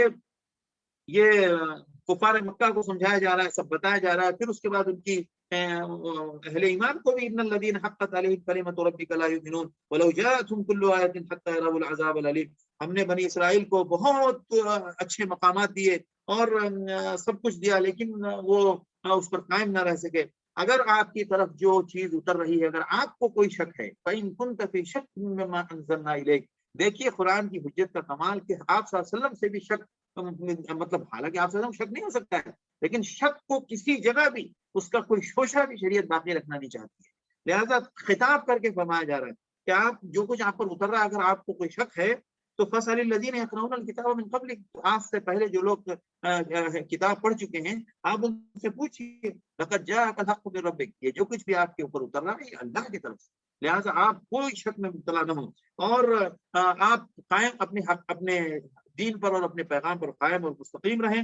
اور اس کے بعد آگے کہا جا رہا ہے کہ ساری نشانیاں آ جائیں گی پھر بھی یہ ایمان لانے والے نہیں، نہ ایمان نہ لائیں، لیکن جو حجت کی سنت ہے وہ جاری رہے گی۔ وہ کیا؟ دعوت و تبلیغ کا سلسلہ جاری رہے گا۔ آپ صلی اللہ علیہ وسلم کی نبوت سے لے کے آج تک یہ کہا جا سکتا ہے کہ کبھی بھی دعوت کا سلسلہ رکا نہیں، علماء موجود رہے اور تبلیغ و دعوت کا سلسلہ جاری رہا، ڈرتے ہوئے علل اعلان حسب موقع، بالکل ہم اس کا اعتراف کرنا چاہیے اور اللہ کا شکر ادا کرنا چاہیے، اور اس کے ساتھ ساتھ ہم اعتراف بھی کرتے ہیں کہ اللہ ہم کما حقہ نہیں کر سکے۔ لہٰذا قرآن کہتا ہے اگر قرآن فلولا کانت پھر آگے ہے وَلَوْ شَاءَ رَبُّكَ لَآمَنَ مَنْ فِي الْأَرْضِ كُلُّهُمْ جَمِيعًا، آپ صلی اللہ علیہ وسلم کی تمنا خواہش ہوتی تھی کہ سب لوگ مسلمان، لیکن ظاہر سی بات ہے یہ آپ صلی اللہ علیہ وسلم کی خواہش ہونا یہ فطری بات ہے، لیکن کیا یہ سنت اللہ سے؟ یہ نہیں، ایسا ہو نہیں سکتا ہے۔ کیوں کہ امتحان اسی میں تو ہے کہ یہ کفر اور شرک دونوں موجود رہے گا، ایمان بھی موجود رہے گا اور خرافات اور دنیا کی سارے اچھر بھی موجود رہے گا، اسی میں تو چوائس کرتا ہے انسان کہ میں کافروں کے ساتھ جاؤں یا اہل ایمان کے ساتھ، میں کفر و شرک میں مبتلا ہو جاؤں یا میں ایمان و تقوی اختیار کروں، اسی چوائس میں تو امتحان ہوگا۔ یہ دونوں ختم کرنے سے تو پھر وہ حکمت ہی ختم ہو جائے گی، پھر تو اللہ سارے مسلمانوں کو جب مسلمان بنائے تو پھر اس دنیا بنانے کا فائدہ کیا؟ پھر تو آخرت میں جنت میں سب کو رکھتا اللہ، اور اس کے بعد جو جانوروں کی طرح تو سارے انسانوں کو اللہ نے بنایا نہیں ہے، لہٰذا اللہ فرما رہے ہیں کہ وما كان لنفس ان تؤمن الا باذن الله، بے شک اللہ کے حکم سے ہی کوئی بھی بندہ ایمان لاتا ہے، اور جو لوگ بے عقل ہیں وہ ان کے اوپر گندگی پڑتی ہے۔ قل انظروا ماذا، تو لوگوں سے کہو کہ دنیا و آخرت کی تمام نشانیوں کو دیکھیں، وما تغنی الآیات والنذر عن قوم لا یؤمنون، جو لوگ ایمان لانا نہیں چاہتے ان کو کوئی نشانی سے، ان نشانیوں سے اور اللہ کے ڈرانے والے نبیوں سے کوئی فائدہ نہیں۔ بہرحال انتظار کرو تم بھی، اور جب دن آئے گا تو رسولوں کو اور ایمان والوں کو نجات ملے گی، اور ہم اسی طرح اہل ایمان کو نجات دیتے ہیں، یہ ہماری سنت ہے۔ اور پھر دوبارہ آپ صلی اللہ علیہ وسلم کو مطلب خطاب کر کے کہا جا رہا ہے یا ایھا الناس ان کنتم فی شک من دین، آپ پہلے اللہ نے آپ صلی اللہ علیہ وسلم کو خطاب کیا، اب آپ صلی اللہ علیہ وسلم خود اپنے بارے میں کہہ رہے ہیں، اللہ کے رسول کہا جا رہا ہے کہ آپ کہیے کہ ان کنتم فی شک من دینی، اگر میرے دین کے بارے میں تم کو کوئی شک ہے، میرے دین کے بارے میں، تو میں اللہ کے علاوہ کسی کی عبادت نہیں کرتا، ولیکن اعبد اللہ الذی یتوفاکم، میں اس اللہ کی عبادت کرتا ہوں جو تمہیں وفات بھی دے گا اور تمہاری روح قبض کرے گا، اور مجھے تو کہا گیا ہے کہ ایمان لاؤ اور مومن رہو اور اللہ کے دین پر حنیف بن کر قائم رہو اور شرک ہرگز نہ کرو۔ لہٰذا اس میں رد شرک کی بھی اور توحید کی اس بات کی ہدایتیں، ولا تدعوا من دون اللہ، غیر اللہ کو ہرگز مت پوچھو، مت عبادت کرو ان کی، وہیں یمسسک اللہ بضر فلا کاشف لہ، اگر کچھ حالات خراب ہوں کون ان کو دور کرتا ہے، اور اگر کوئی خیر کا فیصلہ ہو تو وہ کون ہمیں عطا کرتا ہے، یصیب بہ من یشاء، یہ اللہ کا فضل ہے، اللہ جس کو چاہتا ہے دیتا ہے۔ قل یا ایھا الناس قد جاءکم، لوگوں سے کہہ دیں کہ لوگوں اللہ کی طرف سے حق آیا ہے، جو ہدایت پہ رہنا چاہتا ہے وہ ہدایت وہ اپنے لیے اس کا فائدہ ہے، ومن ضل، اور جو نہیں آئے گا تو وہ اپنا نقصان کرے گا، وہ اس کی گمراہی کا نقصان اس کو ہوگا، میں تمہارا داروغہ بنا کر نہیں بھیجا گیا، واتبع ما یوحی الیک، جو آپ پر وحی ہوتی ہے اس کی پیروی کریں، واصبر، اور اللہ کے احکام پر صبر کرتے رہیں یہاں تک کہ اللہ کا فیصلہ آ جائے، اور وہی خیر الحاکمین ہے۔ اس کے بعد یہ سورہ ہود ہے، سورہ ہود کا مضمون بھی سورہ یونس سے ملتا جلتا ہے، بلکہ تقریباً تمام مضامین بہت قریب قریب ہیں، وہی آیات ہیں، وہی آخرت کی تذکیر ہے، وہی کیا کہتے ہیں کہ اس بات آخرت ہے اور توحید کی باتیں ہیں، اور تقریباً مضامین بہت قریب قریب ہیں، البتہ اس میں تھوڑی سی تفصیل نقلی زیادہ ہے، عقلی تو ہے ہی لیکن عقلی سے زیادہ اس صورت میں نقلی زیادہ ہے۔ نقلی کا مطلب کیا ہوتا ہے؟ وہ واقعات اور قصص کی شکل، عقل کا مطلب ہوتا ہے وہ پوائنٹس جو آپ کے غور کرنے والے ہیں، اور نقل کا مطلب ہوتا ہے قصوں کے ذریعے وہ مسائل سمجھائے گئے، لہٰذا اس میں حضرت موسیٰ نوح علیہ السلام کا قصہ بہت تفصیل سے آیا ہے، اور نوح علیہ السلام کی قوم نے جب ان کی تکذیب کی، ان کو جھٹلایا، تو اس سے پہلے سورہ یونس میں بھی یہ چیلنج آیا تھا کہ یہ قرآن کے بارے میں اگر آپ کو شک دلاتے ہیں اور اگر آپ کے نہیں مانتے یہ، تو ان سے کہیے کہ کچھ لے کر آؤ قرآن کے جیسا۔ یہاں آیا ہے کہ ان سے کہو کہ چلو 10 سورتیں لے کے آؤ قرآن جیسا پورا، روزانہ اگر ہمارے قرآن کے بدلے میں تم قرآن کی جیسی کوئی پیغام نہیں پیش کر سکتے تو چلو پورے قرآن کے مقابلے میں 10ویں صورت پہ آؤ، بیاشر سور مثلی مفتریات، جھوٹی باتیں جو تم کر سکتے ہو کرو. لہٰذا قرآن کہہ رہا ہے کہ وہ نہیں کر سکتے. دیکھیے ملتا جلتا مضمون ہے. پھر وہ حضرت نوح علیہ السلام کا قصہ پھر یہاں آیا، اور نوح علیہ السلام کے قصے میں بھی یہاں کافی تفصیلات ہیں، جس میں کشتی کے بنانے کا ذکر ہے، اور کشتی پہ سوار ہونے کا ذکر ہے، اور پھر اس سوار ہونے میں حضرت نوح علیہ السلام کا بیٹے کا سوار نہ ہونا، اور پھر اس کے بعد ان کا دعا کرنا حضرت نوح علیہ السلام کا اپنے بیٹے کے لیے، اور پھر حضرت نوح علیہ السلام کے لیے تنبیہ میں نے اہل ضرور کہا تھا، لیکن کبھی بھی یاد رکھیے خونی رشتے کی بنیاد پر اہل کا فیصلہ نہیں ہوتا ہے. اہل کا فیصلہ ہوتا ہے ہماری سنت میں، جو آپ کے دین پر ہو وہ آپ کا اہل ہے. اور نوح علیہ السلام کو تنبیہ کی گئی. لہٰذا یاد رکھیں اصول و ضابطے کے معاملے میں اللہ کا اصول ایک طے شدہ ہے، اس میں نبی کے ساتھ بھی اس اصول کو توڑا نہیں جاتا ہے. لہٰذا وہ کہا گیا انہ لیس من اہلک انہ عمل غیر صالح. جس چیز کا آپ کو علم نہیں ہے آپ وہ آئندہ مت پوچھیں، اور آپ کو ہم آئندہ کے لیے ہوشیار کرتے ہیں کہ ایسا دوبارہ نہ ہو. ان تکون من الجاہلین. موسیٰ علیہ السلام نے فوراً اللہ کے حضور معذرت پیش کی، انی اعوذ بک ان اسألک ما لیس لی بہ علم، اور آپ مجھے معاف کیجئے. قیل یا نوح، پھر اس کے بعد وہ عذاب سے ان کو نجات ہوئی اور پوری قوم ہلاک ہوئی. اور اس کے بعد حضرت ہود علیہ السلام کا قصہ ہے. حضرت ہود علیہ السلام کے قصے میں ایک بات اس میں ہے، میں یہ 2-3 قصے 2-4 منٹ میں ختم کرتا ہوں، کہ ما جئتنا ببینۃ وما، ہم تمہاری بات نہیں ماننے والے. تو یہ الٹا دھمکی دے رہے ہیں ہود علیہ السلام کی قوم. ایک بات غور کرنے کی، ان نقول الا اعتراک بعض آلہتنا بسوء. ہمیں تو ایسا لگ رہا ہے کہ ہمارے کسی دیوی اور ہمارے کسی دیوتا کا جو ہے نا کچھ بددعا یا ان کا کچھ خراب لگ گیا ہے، یعنی کچھ ان کی طرف سے تم کو عذاب آ گیا ہے ہمارے دیوتا میں سے کسی کا. تو یعنی باطل کی سوچ دیکھیے کہ وہ ان کی سوچ کیسی ہوتی ہے اور وہ کیسے ناقص سوچ والے ہوتے ہیں. اسی طرح حضرت صالح علیہ السلام کا قصہ ہم لوگ بار بار سن چکے ہیں. اس میں قوم کی طرف دعوت کا معاملہ، اور پھر وہ اٹھنی کا آنا، اور پھر اٹھنی کے ساتھ ان کی گستاخی اور بے ادبی. اور اس کے بعد حضرت ابراہیم علیہ السلام کا قصہ ہے. اس قصے میں بشارت کا تذکرہ بھی ہے. حضرت سارہ علیہ السلام کو حضرت اسحاق علیہ السلام، حضرت بشرنا بھی اسحاق، یہاں پر حضرت اسحاق کی بشارت کا ذکر ہے. ومن وراء اسحاق یعقوب. اس کے بعد حضرت لوط علیہ السلام کا قصہ ہے، جہاں پر حضرت لوط علیہ السلام کے قصے کے بارے میں ہمیں مشہور ہے، معلوم ہے کہ ان کی حرکتیں کیا تھی ان کی قوم کی، اور اس کے بعد فرشتوں کا آنا، اور پھر اس کے سلسلے میں ان کی قوم کی گستاخی بے ادبی، اور پھر ان کا عذاب. فجعلنا عالیہا سافلہا، پورے آبادی کو پلٹ دیا گیا، اور ہر بندے کے نام سے پتھر تھا جو اسی بندے کے پاس جاتا. تو یہ جو آپ کا سم کارڈ کا سسٹم آیا نا، تو میرے ذہن میں بالکل یہ آیت آئی. میں نے کہا دیکھو یہ سسٹم کہ وہ پتھر جس کے نام کا تھا اسی بندے کو لگتا تھا. جب وہ اللہ کا نظام ہے مسومۃ عند ربک، ایک ایک پتھر کے اوپر اس کی آئیڈینٹیفیکیشن تھی. اسی طرح آج آپ کے سم کارڈ میں کیا ہوتا ہے، آپ کے نمبر کے اوپر وہ کال اترتی. یہ سب قدرت کا نظام ہے، یہ سب فضا میں موجود ہے. اسی لیے میں کہتا ہوں سائنس انسان کی طاقت ہی نہیں ہے کہ وہ اپنی دنیا کا کوئی ایسا کام تجربہ کر سکے جس کی مثال پورے طور پر پورے اسباب کے ساتھ روئے زمین پر موجود نہ ہو.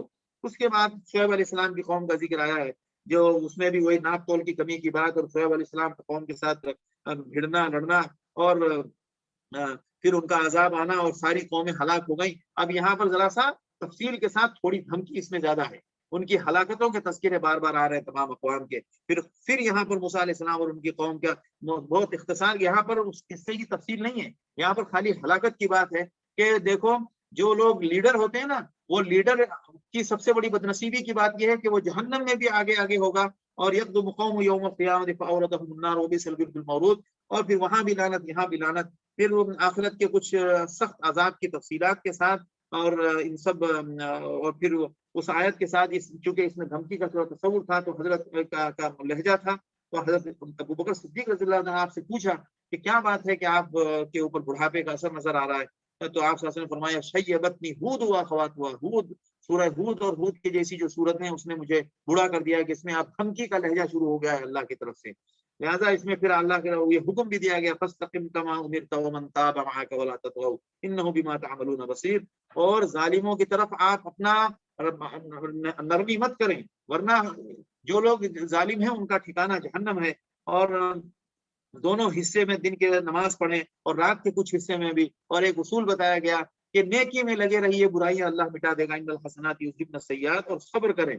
اور یہاں پھر اللہ فرما رہے ہیں کہ کسی بھی قوم کو اللہ ہلاک نہیں کرتا جب تک کہ وہاں کے لوگ وہاں وما كان ربك ليهلك القرى بظلم، کسی کے ظلم سے اللہ کسی قوم کو ہلاک نہیں کرتا جب تک کہ وہاں کے لوگ بھلائی کے فکر میں لگے رہتے ہوں اور اچھائی کی محنت کرتے رہتے ہوں.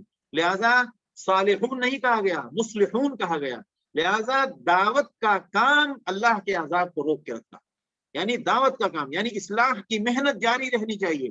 کتنے لوگ سدھریں گے یہ ٹینشن مت لیجئے، لیکن محنت اصلاح کے کام کرنے والوں کی ہمیشہ جماعت موجود ہونی چاہیے. پھر دوبارہ اللہ نے فرمایا کہ اگر اللہ چاہتا تو پوری، دیکھیں مضمون سیم یہاں وہاں بھی یہی بات ہے کہ ولو شاء ربک لأقام من فی الارض، ولو شاء ربک لجعل الناس امۃ واحدہ. اللہ چاہتا تو پوری انسان کو ایک امت بنا دیتا، لیکن یہ ہمیشہ اختلاف رہے گا، کیونکہ اسی اختلاف میں تو ہمیں ان کو آزمانا ہے. الا من رحم ربک، مگر جس کو اللہ ہدایت دے تو وہ بچ جائے گا. ولذلک خلقہ، اسی امتحان کے لیے تو ہم نے یہ تفریق اور ایک الگ الگ مزاج کے لوگوں کو پیدا کیا ہے. اور ہم نے یہ سب نبیوں کے قصے اس لیے سنائے ما نثبت بہ فؤادک، تاکہ آپ کے دل کو تسلی اور مضبوطی ہو. اور اس میں نصیحت بھی ہے اور مومنوں کے لیے یاد دہانی بھی ہے. اور جو لوگ ایمان والے، جو ایمان نہیں لاتے، ان سے کہہ دیجئے کہ تم اپنے عمل میں لگے رہو، اپنے، اور ہم بھی اپنے عمل پہ لگے رہیں اور اللہ کے فیصلے کا انتظار کرتے ہیں. اور سب کچھ کو لوٹ کے خلاصہ یہ ساری محنت کے لوٹ کے اللہ کے یہاں جانا ہے. لہٰذا وہاں جانے کی فکر فاعبدہ وتوکل علیہ، اللہ کی عبادت میں لگے رہو اور اللہ پر بھروسہ کرو، اپنا کام کرتے رہو اور پھر باقی اللہ کے حوالے چھوڑو. اللہ تعالی ہمیں بھی اس زندگی میں ایمان اور اسلام کے نام پر قرآن و حدیث کے روشنی میں جو ہمیں کرنا ہے، اللہ ہمیں اس کے کرنے کی توفیق عطا فرمائے. آخر دعوانا الحمدللہ رب العالمین. سورہ یونس اور سورہ ہود الحمدللہ سمجھیے انشاءاللہ بقدر ضرورت ہمیں گزاریں. جزاک اللہ خیر مولانا توفیق آج کی نشست کے لیے. سامعین کرام ہمارے پاس 15 منٹ ہے، کچھ سوال ہم لے سکتے ہیں. آپ میں ذرا ریکنیکٹ ہوتا ہوں جی، کیونکہ وہ پتہ نہیں لگتا ہے بیچ میں کچھ کال وال آتی ہے پھر وہ گڑبڑ ہوتی ہے. جی جی جی سامعین کرام، آپ لوگ جو ہے وہ اپنا ہینڈ ریز کر کے سوال کر سکتے ہیں.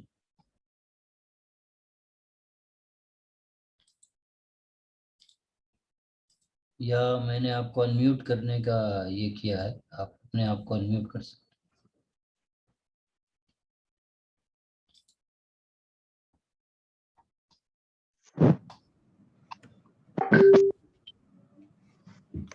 السلام علیکم. محمد ظفر بول رہا ہوں. اچھا ہے کیا مولانا؟ پوچھ سکتے سوال؟ ہاں ہے مولانا. جی یہ جو ابھی آپ بتائے کہ انڈیا میں مسلم لوگ جو ابھی خدمت کر رہے ہیں کہ غیروں کے، نان مسلمس کی باڈی وغیرہ کو جلا رہے ہیں، تو یہ اسلام میں اس کی اجازت ہے؟ اسلام میں مسلمان کے لیے جو حکم ہے وہ مسلمان جب ہے تو اس کے لیے دفن کا حکم چلے گا. ہندوؤں کو اگر ہمارا بس چلے گا تو ہم دفن کریں گے، لیکن وہاں آپ کے لیے اس بات کا امکان نہیں ہے.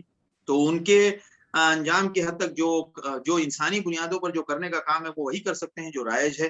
کیونکہ ہم ان کو وہ جلاتے نہیں ہیں، وہ ان کی لاشوں کو وہاں چھوڑ کے یا پہنچا کے آتے ہیں. انسانی بنیادوں پر دیکھیے، انسانی لاش کا احترام ہوتا ہے.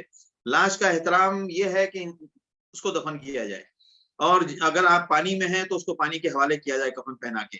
لیکن غیر مسلم کے معاملے میں ہم یہ اپنا تصرف تبھی کر سکتے ہیں جب ہمارا پورا اختیار ہو. اب آپ یہ کرنے جائیں گے تو یہ تو ہوگا نہیں، ایک نئے فتنے کا گھر ہوگا، تو وہ آپ نہیں کریں گے، دوسرا کریں گے، وہی کام کرے گا. اس لیے حالات کے سامنے تو انسان مجبور ہوتا ہے.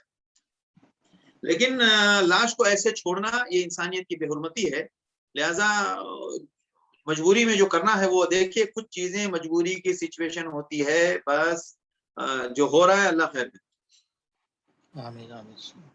شہزاد صاحب سوال جی السلام علیکم مولانا صاحب. مولانا یہ سورہ توبہ کی جو آیت ہے جس میں منافقین کے تعلق سے کہا گیا ہے یا ایھا النبی جاہد الکفار والمنافقین وغلظ علیہم، یہ منافقین کے ساتھ سختی کا برتاؤ یہ بتایا گیا ہے. اور عبداللہ بن ابی کا جو واقعہ آتا ہے کہ اس کی نماز جنازہ سے بھی حکماً منع کر دیا گیا، تو یہ معاملہ تو سختی کا منافقین کے ساتھ تھا. تو آج جو دیکھنے میں آتا ہے بدعت کے نام پہ ہم نے اپنے ہی بھائیوں کو بدعتی بول کر کے اس سختی کا کہیں نہ کہیں ہم ان آیتوں کا مس انٹرپریٹ تو نہیں کرتے ہیں کہ بدعتی کہہ کے ان کے ساتھ یہی سختی کا ہم رویہ اختیار کرتے ہیں. دیکھیے بدعت کی بات بدعت بتانے کے لیے تو حکمت کا طریقہ اختیار کرنا پڑے گا. بدعتی منافق نہیں ہے، منافق الگ ہے، بدعتی الگ ہے، کافر الگ ہے. یہ سب اقسام ہیں، جیسے یہود الگ ہیں، نصارہ الگ ہیں، سابی ہوتے ہیں. تو اب بدعتی کا معاملہ ہے کہ ہمیں اس کو سمجھانا ہے اور ہمیں اس کو سمجھاتے رہنا ہے. بدعتی کا فیصلہ قیامت میں ہوگا، چونکہ اب جیسے اب منافق ہیں، اب کوئی بندہ ہمارے معاشرے میں منافق ہے، اب ہمارے پاس کوئی سورس نہیں ہے کہ ہم اس کو منافق سمجھیں یا اس کے ساتھ منافق جیسا معاملہ کریں. یہ بات اب ختم ہو گئی. اب تو ہمارے لیے حکم ہے کہ بدعتی کو بھی مسلمان کے جیسے اس کی جنازے کی نماز پڑھنی ہے اور منافق کے ساتھ بھی جنازے کی جیسی نماز پڑھنی ہے. اب تو چونکہ وہی کا سلسلہ نہیں ہے، اسی لیے ہم ظاہر کے اوپر فیصلہ کریں گے. تو ظاہر میں ایک بندہ کلمہ پڑھتا ہے، حدیث میں آتا ہے نا کہ من استقبل قبلتنا واکل ذبیحتنا، اور ہمارے قبلے پر نماز پڑھے اور ہمارا ذبیحہ کھائے اور نماز اور مسلمانوں کے سمجھا جائے، تو اس کے ساتھ مسلمانوں کے جیسا معاملہ کیا جائے گا. تو یہ معاملہ ہے. اب یہ ہے کہ حکمت کا تقاضا ہوتا ہے کہ ہم سختی کرنا کیا ہے. اب جیسے بدعتی کو سمجھانا ہے کہ بھائی یہ بدعت ہے، یہ بدعت ہے، یہ بدعت ہے. اب اس کے لیے ہم قتال تو کر نہیں سکتے. جی لیکن مولانا جو جیسا ایک دوسرے کی جو مسجدوں کو حرام کر دیا گیا ہے کہ بھئی یہ بدعتوں کی مسجد ہے، اس کے پیچھے نماز نہیں پڑھنا، اور جو حوالہ دیا جاتا ہے، جیسے ایک بات بتائی جاتی ہے کہ جس شخص نے کسی صاحب بدعت کی تعظیم و توقیر کی، وہ دراصل اسلام کی عمارت ڈھانے میں مددگار ہوا. تو اس طرح کے جو حوالے پیش کیے جاتے ہیں، تو یہ کیا درست ہے؟ ہم ان کے پیچھے نماز نہیں پڑھ سکتے ہیں بریلوی یا کسی سنی مسجد میں؟ نہیں، بریلوی میں دیکھیے، بریلوی میں سب بدعتی نہیں ہوتے ہیں. بعض بریلوی اصل میں یہ پرابلم ہے.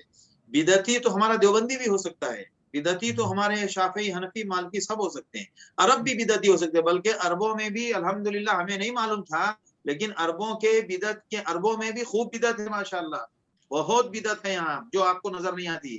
آپ کو نہیں معلوم ہے، بلکہ ہم تو چونکہ ہمارا تعلق تھوڑا سا سونا بازار سے ہے، یہ جو اسٹون کے تعلق سے بدعقیدگی ہے، میرے خیال سے جتنا عجمیوں میں ہے اتنا ہی عربوں میں موجود ہے. سامنے آ کے بولتے ہیں اس پتھر کا کیا فائدہ ہے، اس پتھر سے کیا ہوگا. ہمارے عجمی لوگ ان کو سمجھاتے ہیں آدھا پتھر زینہ بس زینہ میں سبھی کلو اللہ. یہ صورتحال ہے. تو بدعتی الگ چیز ہے، بریلوی دیوبندی الگ چیز ہے. بریلوی بھی بدعتی ہوتا ہے، دیوبندی بھی بدعتی ہوتا ہے، کوئی شک نہیں ہے. ہزاروں بدعت ہمارے دیوبندی کرتے ہیں. تو بدعت جو کرے گا تو وہ تو دیکھیے، ہم کسی کو منہ پہ نہیں کہہ سکتے. ملک کے حالات، سیاسی حالات دیکھنا پڑے گا. یہ قانون ہے، یہ قرآن کے اندر بھی ہے نا. جیسے سورہ نحل میں جو ہے کہ ایک بندے کو اگر کلمہ کفر بولنا پڑ گیا اور اس نے دہرا دیا تو وہ کافر نہیں ہو جائے گا. کافر تب ہوگا جب وہ کفر کو قبول کرے گا. اگر کوئی اب تو اس سے پتہ کیا چلا کہ حالات کا دخل ہے. تو اب ہمارے حالات کا دخل ہے، ہم وہاں بدعتی کو بدعت کھل کر نہیں کہہ سکتے، اس کو روک نہیں سکتے. تو ہمارے پاس جتنا حد ہے اتنا ہے، لیکن معاشرے کے اندر فساد نہ پھیلائیں. اب جیسے نماز پڑھنے کا معاملہ ہے، ایک انسان بدعت کی حد درجے بدعت کرتا ہے تو اس کا طریقہ یہ ہے کہ ہم اس کے پیچھے نماز پڑھنا، ہم کا دل نہیں چاہتا ہے تو آپ مت جائیں. لیکن آپ اس کو سیاسی سطح پر مناظرے اور سیاست کا موضوع نہ بنائیں، کیونکہ اس سے ہم کو نقصان پہنچتا ہے. اس کی مثال دیکھیے، مدینے میں منافقین کو جب تک پورے طور پر سارے فتنے دب نہیں گئے، اس وقت تک منافقوں کے لیے دو ٹوک لہجہ استعمال نہیں کیا گیا. اس میں یہ حکمت تھی کہ اگر منافقوں کے معاملے میں دو ٹوک بات ابھی کی جائے گی تو مدینے میں مسلمانوں کی جو سیاسی پوزیشن ہے اس کو نقصان پہنچے گا.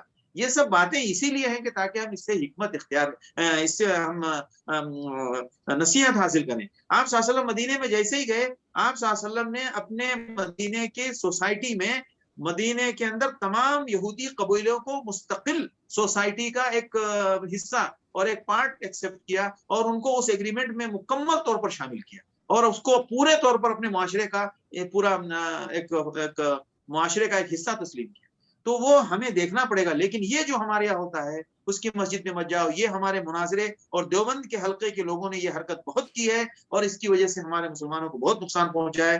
مسلکی طور پر شافی حنفی کیا نہ جائے, دیوبندی بریلوی کا جھگڑا, یہ جھگڑے سیاسی طور پر ہمارے لیے ہندوستان کے لیے بالکل درست نہیں, بالکل درست نہیں. دیکھیں ہر ملک کی صورتحال الگ ہوتی ہے, ہر جگہ ہم اس کو ایکسیپٹ نہیں کریں گے. اب امریکہ میں جا کے آپ دیوبندی بریلی اور بریلی کا جھگڑا کریں گے, اس سے آپ کو نقصان ہوگا. غیر مسلموں میں آپ صحیح طریقے سے دعوت کا کام نہیں کر سکتے. لہٰذا کچھ ممالک ہو, لیکن یہی چیز آپ عربوں میں نہیں, عربوں میں حکومت کو دخل اندازی کرنی پڑے گی, اور کرتی ہیں بہت ساری جگہ حکومتیں جو بدعت کے خلاف دخل اندازی کرتی ہیں, تو یہ کرنا چاہیے. لیکن یہ جو صورتحال یہاں ہے وہ ہندوستان میں نہیں ہے, یہ سمجھنا چاہیے. مطلب ایک دوسرے کے پیچھے نماز پڑھ سکتے ہیں, پڑھنا چاہیے. ہاں دیکھیے میں آپ کو ایک بات بتا دوں, بدعتی کی بدعت اگر واضح ہو, وہ مزار پرستی اور دوسرے سینکڑوں مطلب بدعت ہمیں معلوم ہے کہ کیسی خطرناک قسم کی بدعتیں وہ کرتا ہے, تو بہت ساری بدعت جو جس کا وہ داعی ہے اور اس پر وہ دوسروں سے لڑتا ہے, تو اس کے پیچھے تو نماز نہیں پڑھی جا سکتی. البتہ جو اس طرح کی بدعت و خرافات میں نہیں رہتا ہے, تو اس کے پیچھے نماز نہ پڑھنے کا اسلام میں کنسیپٹ نہیں ہے. تمام مسالک میں سب کے پیچھے نماز پڑھ سکتے ہیں. دیوبندی بریلی کے پیچھے نماز پڑھے, اگر وہ چھوٹی چھوٹی مان لیجیے وہ اذان میں درود پڑھ رہا ہے یا ایک تکبیر کے ٹائم درود پڑھ رہا ہے, یہ اتنی بڑی بدعت نہیں ہے کہ آپ اس کے پیچھے نماز پڑھنا چھوڑ دیں. ہاں وہ مزار کے معاملے میں, شرک کے معاملے میں اور سینکڑوں بدعت و خرافات کے معاملے میں اگر وہ کمزور ہے تو پھر آپ کو غور کرنا پڑے گا. لیکن آپ یہ اعلان نہ کریں اللہ کے واسطے. اس کا طریقہ یہ ہے کہ آپ حکمت کے ساتھ ظاہر نہ ہونے دیں اس شکل. اگر کبھی ایسا ہوا کہ آپ مسجد سے باہر نہ نکلے, اگر کبھی ان کے پیچھے پھنس گئے تو آپ نماز پڑھ لیں, لیکن آپ ماحول خراب نہ کریں. یہ سب سے اہم ہے اسلام میں. اس کو فساد فی الارض کہتے ہیں, جس سے رسا کشی ہو, لڑائی ہو, ٹکراؤ ہو, اسلام اس کو برداشت نہیں کرتا ہے. یہ بالکل پسندیدہ چیز ہے. پرویز بھائی سوال کریں. السلام علیکم ورحمۃ اللہ. میرا سوال وہ ایک آیت جو آج آپ خلاصے میں پڑھے, التائبون العابدون الحامدون, وہ جو آیت ہے تو اس کے آخر میں لکھا ہوا ہے وبشر المؤمنین. تو میرا سوال یہ تھا کہ کیا مؤمن ہونے کے لیے یعنی کہ ہر کوالٹی یعنی تائبون, عابدون, حامدون, حافظون لحدود اللہ, ہر کوالٹی رہنا چاہیے یا کوئی ایک بھی اگر علم سے رہے تو مؤمن رہتا ہو شخص؟ مومن کے جب یہاں کہا گیا ہے وبشر المؤمنین, تو اس کا مطلب یہ کوالٹی مومن کی ہے, اور یہ مومن کرتا ہے. اس میں کون سے ٹف کام ہے؟ توبہ ہم لوگ کرتے ہی الحمدللہ, اللہ کی عبادت کرتے ہی ہیں, اللہ کی حمد و ثنا کرتے ہی ہیں. السائحون, بعض علماء نے اس کو روزہ لکھا ہے, روزہ رکھتے ہیں. اور الراکعون الساجدون, رکوع سجدہ کرتے ہی ہیں. امر بالمعروف نہی عن المنکر کرتے ہی ہیں. اللہ کی حدود کی اپنی بساط کی حد تک کوشش کرتے ہی ہیں. اصل میں ہمارے یہاں کچھ کوالٹی کو نا ہم نے بہت ہیوی اور بہت ہارڈ کنسپٹ کر لیا ہے. نہیں, یہ اسلام بہت آسان ہے. ہم آپ کر رہے ہیں, آپ بھی کر رہے ہیں, میں بھی کر رہا ہوں, یہ سب کچھ کرتے ہیں الحمدللہ. کرتے نہیں کرتے ہیں؟ جی ہاں. اس میں سے کون سا کام ہے جو آپ نہیں کرتے؟ نہیں, بعض ٹائم یعنی کہ جیسا امر بالمعروف نہی عن المنکر. نہیں تو آپ یہ بتائیے, امر بالمعروف نہی عن المنکر کا مطلب ہے کہ 24 گھنٹہ کرنا ہے, تو 24 گھنٹہ رکوع سجدہ بھی کرنا پڑے گا, 24 گھنٹہ توبہ بھی کرنا پڑے گا. اپنی وسعت کی حد تک جہاں جہاں ہمارے پاس کا ہے ہم کرتے ہیں الحمدللہ. اب جتنا کریں گے اتنا گریڈ اوپر جائے گا, کم کریں گے تو گریڈ نیچے رہے گا, لیکن کرتے تو ہیں سب لوگ. اب آپ بتائیے, کوئی بچہ کوئی آپ کے ساتھیوں میں اگر کچھ گڑبڑ کرتا ہوگا, جھوٹ بولتا ہوگا, تو آپ بولتے ہیں کہ نہیں یار جھوٹ نہیں بولنا چاہیے؟ جی بولتا ہوں. آپ بولتے ہیں نا سچ بولنا چاہیے, تو یہی امر بالمعروف نہی عن المنکر ہے نا. ہمیں پوزیٹیولی اللہ کے ساتھ بہت اچھی امید رکھنی چاہیے, اور جب تک ہم اپنے کاموں کو کام نہیں سمجھیں گے تو پھر اس میں اخلاص نہیں پیدا ہوگا. ہمارے بعض علماء کہتے تھے کہ جب آپ کوئی نیکی کریں نا تو آپ ذرا اپنے اندر اعتماد بھی رکھیں کہ میں نے نیکی کی ہے. یہ ہمارے بعض صوفی قسم کے سنتو قسم کے صوفی نا, یہ سنتو صوفی جو ہندویت اور یہ رہبانیت اور یہ ایرانیت اور فارسیت اور مجوسیت والے جو صوفی ہے نا, انہوں نے بہت بیڑا غرق کیا ہے. یہ تو اپنے کام کو کچھ سمجھو ہی مت, پھر آپ کام کیوں کر رہے ہو بھائی؟ کام کو کام سمجھو گے تو پھر کام کو کام سمجھ رہے ہو تو اللہ کے حضور نماز پڑھ رہے ہو نا. ہاں, آپ گھمنڈ نہ کریں, آپ شکر کریں اللہ کا کہ اللہ نے توفیق دی اور اس کام کو ویلو دیں. جی جزاک اللہ خیر. عشرت علی سوال کریں. مولانا صاحب السلام علیکم. وعلیکم السلام. جی مولانا صاحب, میرا ایک سوال یہ تھا کہ ابھی آپ بات کر رہے تھے بدعت کی. بدعت اور شرک میں کیا فرق ہوتا ہے؟ مطلب کیسے ڈیفائن کریں کہ یہ عمل بدعت ہے, یہ شرک ہے؟ حالانکہ دونوں ہی چیزیں بہت ملتی جلتی ہوتی ہیں. نہیں, بالکل ملتی جلتی نہیں ہوتی ہے. شرک کا مطلب ہوتا ہے اللہ کے ساتھ اللہ کی ذات میں کسی کو شریک ماننا. مثال کے طور پر عبادت میں اللہ کے سامنے بھی سر ٹیک رہے ہیں اور دیوی دیوتا کے سامنے ٹیک رہا ہے آدمی، یا اللہ حضرت عیسیٰ علیہ السلام کو اللہ کا بیٹا مان رہا ہے، حضرت عزیر کو اللہ کے ساتھ کوئی رشتہ جوڑنا، یا رزق کے معاملے میں جیسے یہ کہنا کہ رزق ہمیں پتھر پہنیں گے تو ہمیں رزق آئے گا، یا فلاں کام کرنے سے مطلب جو کام اللہ کی صفات ہیں وہ دوسروں کی طرف اس کو منسوب کرنا، یہ ہوتا ہے شرک. ٹھیک ہے. بدعت کہتے ہیں دین کے اندر کسی عمل کو دین سمجھ کے کرنا جو دین نہیں ہے. سمجھ گئے آپ؟ جس کو کہتے ہیں دین میں اضافہ، اس کو کہتے ہیں کہ دین میں اس کی حیثیت نہیں ہے.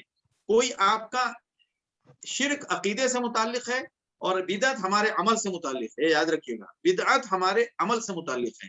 اب مثال کے طور پر آپ 15 شعبان کو بہت بڑی دیگ بنوائیں اور آپ یہ اور اس کے ساتھ بہت سارے خرافات جوڑ دیں اور آپ یہ سمجھے کہ 15ویں شعبان کو حلوہ بنانا ثواب کا کام ہے، یہ آپ کا عمل ہو گیا. تو جس کے شریعت میں کوئی حیثیت نہیں ہے اور آپ اس کو دین سمجھ کے کریں تو یہ ہوتا ہے بدعت. جیسے مثال کے طور پر 27 رجب کو کوئی روزہ رکھے، 27 رجب کو روزہ رکھے گا، حدیث میں اس دن روزہ رکھنے کی کوئی حیثیت نہیں ہے، لیکن وہ دین سمجھ کے معراج کے نام پر روزہ رکھ رہا ہے، یہ بدعت ہے. اس کو کہتے ہیں بدعت. تو بدعت عمل کا نام ہے، اور شرک کہتے ہیں اللہ کی ذات کے ساتھ اور اللہ کی صفات میں کسی کو شریک ٹھہرا لینا. جیسے ہم یہ شریک کہہ لیں کہ بھائی ہمارے پیر صاحب نے ہم کو اولاد دی، یہ شرک ہو گیا. کسی نے کہا کہ بھائی ہم فلاں مزار پر گئے تھے تو ہماری روزی ٹھیک ہو گئی، یہ شرک ہو گیا. سمجھ گئے آپ؟ تھوڑا فرق معلوم پڑا؟ جی مجھے بس ایک چیز اور پوچھی تھی، جیسے مزار وغیرہ پہ جو جاتے ہیں لوگ، تو یہ کیا شرک میں شامل ہوتا ہے یا بدعت میں شامل ہوتا ہے؟ قبر کی زیارت ایک الگ چیز ہے اور مزار پہ جانا کس نیت سے جا رہا ہے وہ ایک الگ چیز ہے. اور بلکہ ہم تو اب صاف کہتے ہیں جن مزاروں پر شرک ہوتا ہے ان مزاروں پہ جانا بھی نہیں چاہیے، کیونکہ وہ بھی شرک کا شبہ پیدا کرتا ہے. مزار پہ آدمی اس لیے جائے، ہمارے حالات بگڑے ہوئے ہیں، کوئی بیمار ہے شفا کے نام پر جائے، کوئی اولاد کے نام پر جائے، کوئی کاروبار خراب ہے تو اس نام پہ جائے، وہاں جا کے دعا کریں گے. مزار کے پاس جا کے دعا کی نیت سے بھی جائے گا تو وہ بھی شرک کا حصہ ہے. اور اگر ڈائریکٹ مانگے گا، جیسے کہ وہاں جھاڑو مار دیا سر پر اب تمہارا کلیان ہو گیا، یہ شرک ہے. قبروں پہ جانے کا حکم ہے، اور عام طور سے جو مشہور مزارات ہیں اس پہ تو ہر حال میں آج کے دور میں تو نہیں جانا چاہیے. وہ شرک کی جراثیم اس میں ہر حال میں موجود ہے.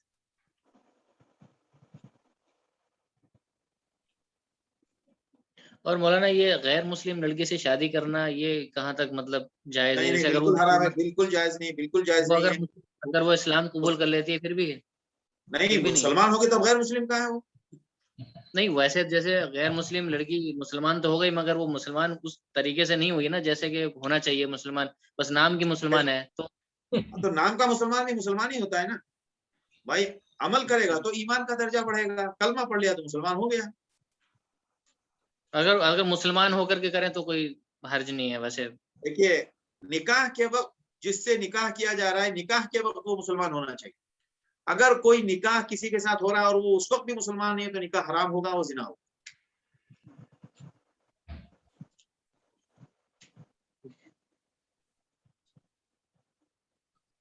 جزاک اللہ خیر.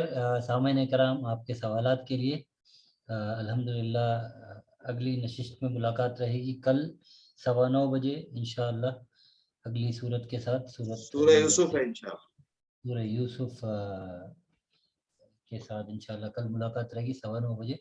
سبحان اللہ و بحمدہ، سبحانک اللہم و بحمدک، سبحان اللہ و بحمدہ، سبحانک اللہ. استغفرک و اتوب الیک. السلام علیکم ورحمۃ اللہ.